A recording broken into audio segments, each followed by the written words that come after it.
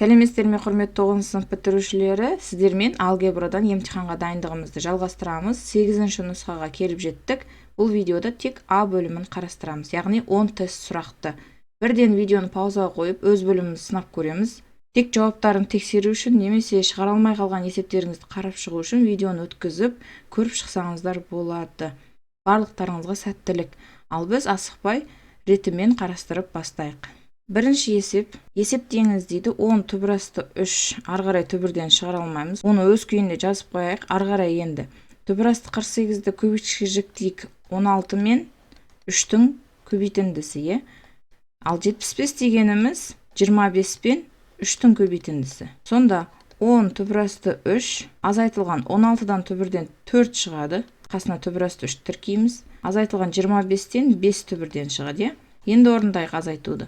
10-нан 4-ті азайтсақ, алдында 6 қалады, 6-дан 5-ті азайтсақ 1. Енді оны түбірасты 3-ке көбейткенмен, түбірасты 3-тің өзі ғана қалады. Демек, бұл жауап Е жауабында тұр екен.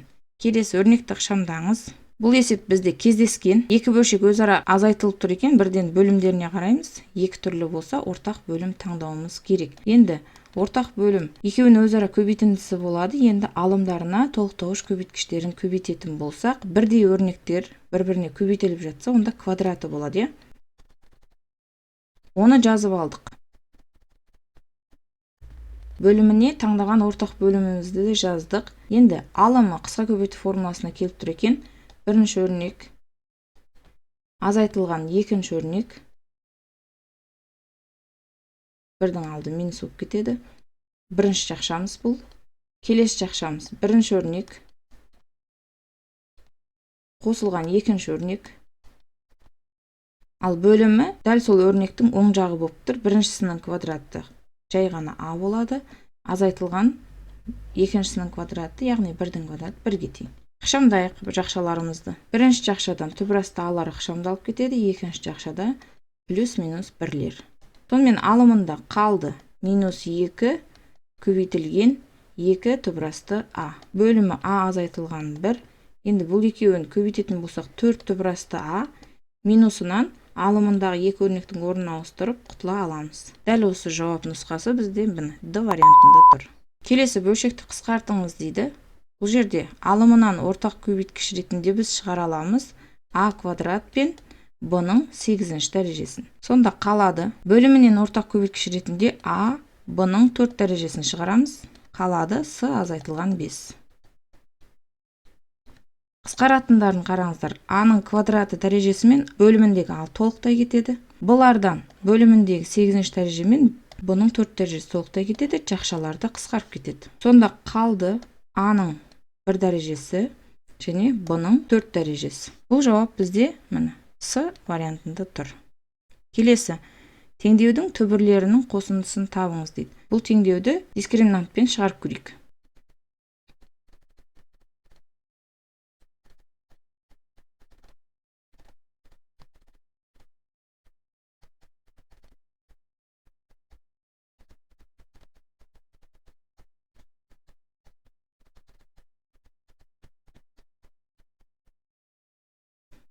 Түбірлерін тауып алдық, енді олардың қосындысы.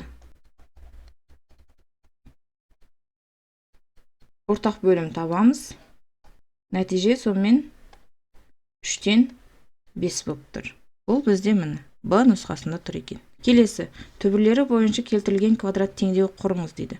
Енді келтірілген квадрат теңдеудің жалпы формуласын естеріңізге түсіріңіздер. X квадрат қосылған Px қосылған Q түрінде еді.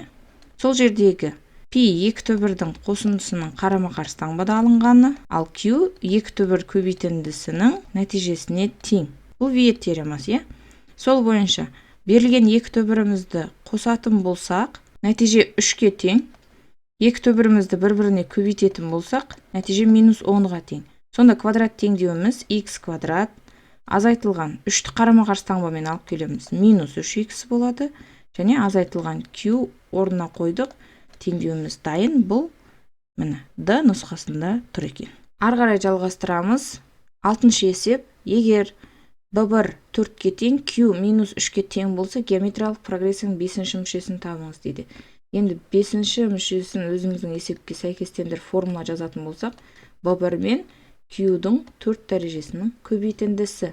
Сол бойынша бізде 5-ші мүшесі тең болады. B1 4-ке тең, Q минус 3.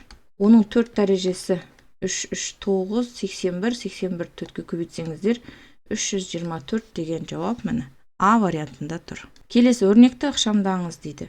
Енді бұл жерде косинус квадрат альфа орнында тұра тұрсын өзгеріссіз.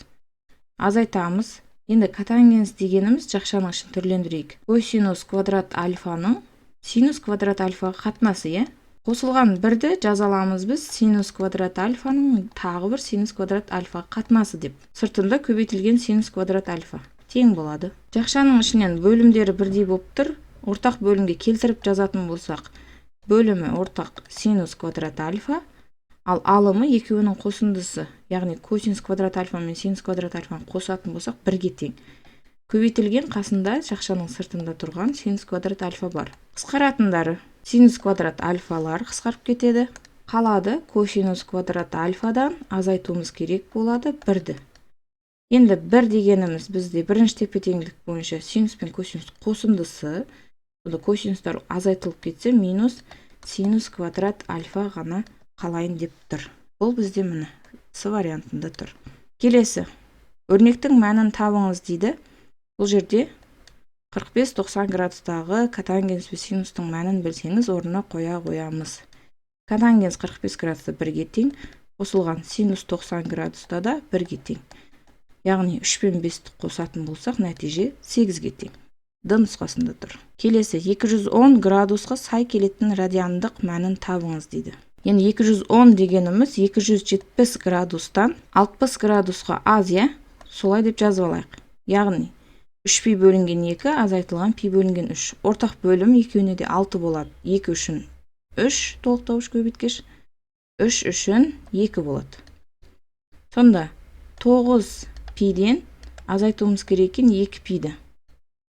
Бөлімі 6.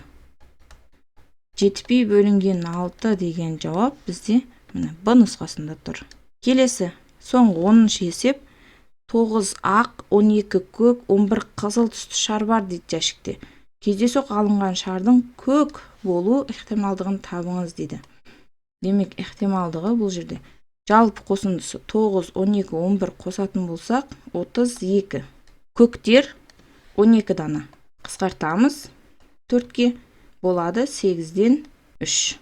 Б нұсқасында тұр екен. Осымен құрметті білім алушылар, 8-ші нұсқамыздың да 10 тест сұрағын А бөлімін толықтай қарастырып біттік. Түсінбей қалған жерлеріңіз болса, комментарийге жазыңыздар сұрақтарыңызды. Барлығы түсінікті болса, видео ұнаса міндетті түрде қолдау көрсетіп, лайк басамыз, достарымызбен бөлісеміз. Б бөлімін каналға тіркеліп алып, қоңырау белгісін басып күтіңіздер.